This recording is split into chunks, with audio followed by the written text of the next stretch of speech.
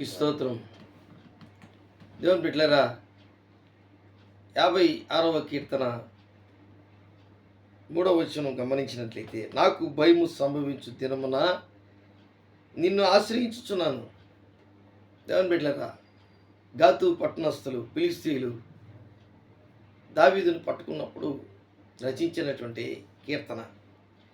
ఈ కీర్తనలో 3వ వచనంలో అంటాడు, 56వ కీర్తన 3వ వచనంలో, నాకు భయము సంభవించు దినమున నిన్ను ఆశ్రయించున్నాను.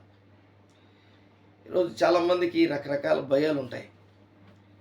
అప్పులనే భయం ఉంటుంది, వ్యాధి రోగం అనే భయం ఉంటుంది, ఎవరన్నా వచ్చి కొడతారనే భయం ఉంటుంది, చీకటి అంటే భయం ఉంటుంది, ఇంకా ఎవరైనా నా ఆస్తి అంతస్తులని ఎత్తుకొని వెళ్ళిపోతారనే అనే భయం కూడా ఉంటుంది. ఇంకా రకరకాల భయాలతో ఈ లోకంలో మనం జీవిస్తూ ఉంటాం. అయితే దేవుని బిడ్డలారా, దావీదు జీవితంలో కూడా ఒకానొక సందర్భంలో గాతు పట్టణస్థులు ఫిలిష్తీయులు దావీదును పట్టుకున్నప్పుడు, బంధించినప్పుడు అతను దేవుని మీద ఆధారపడి జీవించడం ప్రారంభించాడు, చెప్పుకోవడం ప్రారంభించాడు. నాకు భయము సంభవించినప్పుడు, నాకు భయము సంభవించు దినమున నిన్ను ఆశ్రయించుచున్నాను. ఈరోజు మనం కూడా దేవుని ఆశ్రయించే వారంగా మనం ఉండాలి. ఎలాగ మనం తప్పించుకోవాలి ఆ భయంలో నుంచి, ఎలాగ భయంలో నుంచి బయటికి రావాలి అంటే, మన ప్రభువును రక్షకుడైన యేసుక్రీస్తు శిష్యులతో కూడా చాలాసార్లు చెప్పాడు. ఏమని? భయపడకుడి. వారు సరస్సు అవతలకి వెళ్ళమని దేవుడు పంపించినప్పుడు ఆయన 4వ జామున ఆ సరస్సు మీద నడిచి వస్తూ ఆ ధోని దగ్గరికి వచ్చినప్పుడు, ఆ ధోని భయంకరమైనటువంటి కష్టాల్లో శిష్యులందరూ ఉన్నారు, భయం కలిగి ఉన్నారు. పైనుంచి వర్షం వస్తుంది, నావంతా కదిలిపోతుంది. అలాంటి పరిస్థితుల్లో యేసుక్రీస్తు ప్రభుల వారు వచ్చినప్పుడు దయ్యం పోతాం అనుకున్నారు. మీరు భయపడకుడి, ధైర్యం తెచ్చుకోండి, నేనే, ధైర్యం తెచ్చుకునండి, నేనే అని చెప్పి మన ప్రభువును రక్షకుడైన యేసుక్రీస్తు నావలోకి వచ్చి ఆ సరస్సును మీద ఉన్నటువంటి గాలిని, ఆ నీళ్ల పొంగును అణిచివేశాడు. దేవుని బిడ్డలారా, ఈ దినమందు మీ జీవితంలో ఎలాంటి పరిస్థితుల్లోనూ ఉన్నావు? గాతు పట్టణస్థులు ఫిలిష్తీయులు దావీదును పట్టుకున్నప్పుడు ఆయన కసంత భయము కలిగినటువంటి వ్యక్తిగా కనబడ్డాడు.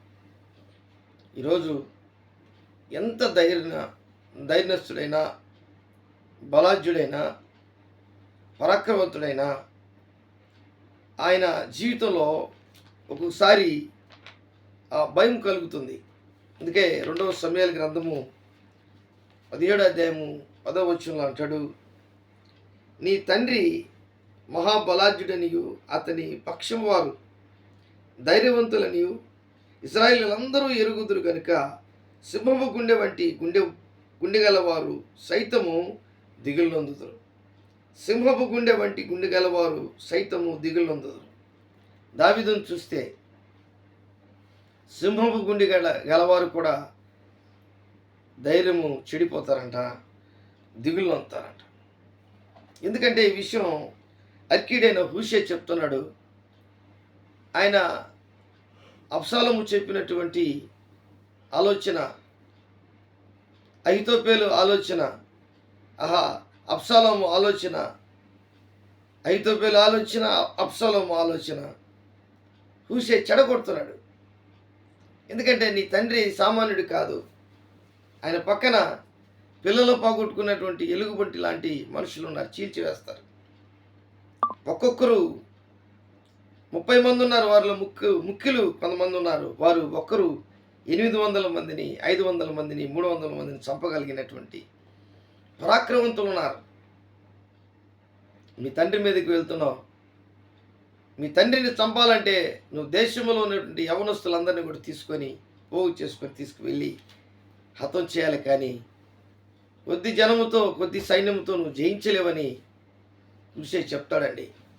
దేవుని బిడ్డలారా, ఒక దేవుని యొక్క బిడ్డ లేక దేవునితో సహవాసం చేసే వ్యక్తి దేవుని యందు భయము భక్తి కలిగినటువంటి దేవుని యొక్క దావీదు జీవితంలో కుమారుల ద్వారా, అలాగే మామ అనబడినటువంటి సౌలు రాజు ద్వారా, అలాగే ఇంకా పరాయి రాజుల ద్వారా ఎన్నో ఇబ్బందులు కలిగిన ఆయన ధైర్యము, ఆయన చెడిపోకుండా ఆయన జీవితంలో గట్టిగా ఉన్నాడు. కానీ ఈ ఫిలిష్తీయులు పట్టుకున్నప్పుడు గాతులో ఆయన చెప్తున్నాడు, నాకు భయము సంభవించు దినమున నిన్ను ఆశ్రయించుచున్నాను, భయము సంభవించు దినమున నిన్ను ఆశ్రయించుచున్నాను. కాబట్టి దేవుని ఆశ్రయించే వాడిగా దావీదు మనకు కనబడుతున్నాడు. ప్రియమైనటువంటి దేవుని బిడ్డలారా, ఒకవేళ నీ జీవితంలో కూడా నీకున్నటువంటి పరిస్థితులను బట్టి భయం కలిగి ఉన్నామేమో, ఈ దినమందు ధైర్యం తెచ్చుకో. ఆ కష్టంలో నుంచి, ఆ భయంలో నుంచి బయటికి ఎలాగ రావాలి, అది దేవుని వాక్యం ద్వారా, ప్రార్థన ద్వారా దేవుడు మనకు దృష్టాంతముగా దైవజనుల్ని, రాజుల్ని, భయము భక్తి కలిగినటువంటి దేవుని యందు భయము భక్తి కలిగినటువంటి వారిని మనకు దృష్టాంతంగా పెట్టి ఉన్నాడు. వారు చేసినటువంటి ప్రార్థన, వారు ఆలోచించిన విధానం, వారు దేవునికి చెప్పుకున్నటువంటి విధానం, ఇవన్నీ కూడా మన జీవితాలని ఎంతో ధైర్యముగా మారుస్తుంది, నడిపిస్తుంది, బలపరుస్తుంది. అందుకే చెప్తున్నాడు, గాఢాంధకారపు లోయలు నేను సంచరించును, ఏ అపాయమునకు నేను భయపడను, నీ దుడ్డుకరయ్యి నీ దండము నన్ను ఆదరించునని కీర్తన 23వ కీర్తనలో చెప్పబడి. అయితే ఈ దినమందు నీ జీవితంలో దేనికి భయపడుతున్నావో ఆ భయం అంతా కూడా దేవునికి అప్పగించు, ప్రార్థన చెయ్యి, దేవుని అడుగు. దేవుడు నీకు నీ భయములన్నిటిలో నిన్ను విడిపించేదానికి ఆయన సమర్థుడు, శక్తిమంతుడు. అది ఎలాంటి సమస్య అయినా సరే దాన్ని విడిపించే, నీ దగ్గర నుంచి దూరం చేసి నిన్ను రక్షించి నిన్ను కాపాడి నేను సురక్షితమైనటువంటి స్థితిలో దేవుడు నిన్ను చూడాలి, సంతోషముగా నిన్ను చూడాలి, సంతోషము కలిగినటువంటి వ్యక్తిగా నిన్ను చూడాలని కోరుకుంటుంటాడు దేవుడు. కాబట్టి ఈ దినమందు నువ్వు జ్ఞాపకం చేసుకోండి దేవుణ్ణి. ఎలాంటి పరిస్థితుల్లో అయినా సరే ధైర్యము చెడిపోకుండా జాగ్రత్తగా మనం ప్రార్థన చేసుకోవాలి.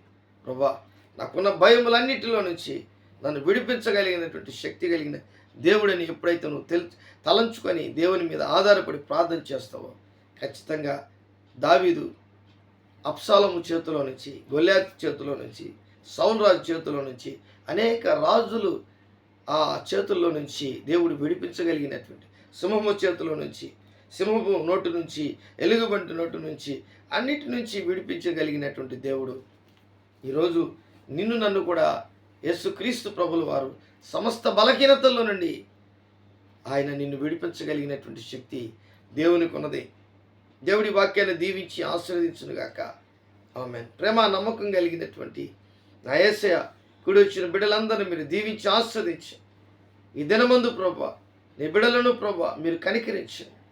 నైనా ఈ దినమందు ప్రభువా ఒక్కొక్కరిని ప్రభువా మీరు ఆశీర్వదించండి. వారికి ఉన్నటువంటి భయాలన్నింటిలో నుంచి, భయములన్నింటిలో నుంచి విడుదల దయచేయండి. సమస్యలన్నింటిలో నుంచి విడుదల దయచేయండి.